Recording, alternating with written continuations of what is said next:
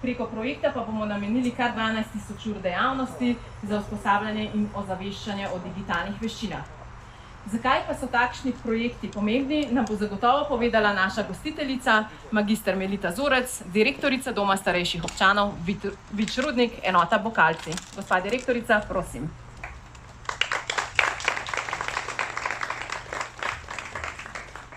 Spoštovani gospod predsednik Republike Slovenije, Borut Pahor, spoštovani minister, predstavnici Googla in Simbioze ter ostali povabljeni in seveda spoštovani stanovalci in zaposleni Doma starejših občanov Ljubljana Vič Rudnik.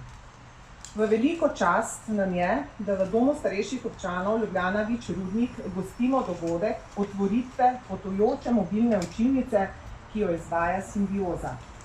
Zadovoljni in veseli smo, da je družba prepoznala potrebo po izobraževanju starih ljudi, tudi tistih, ki bivajo v domovih za stare.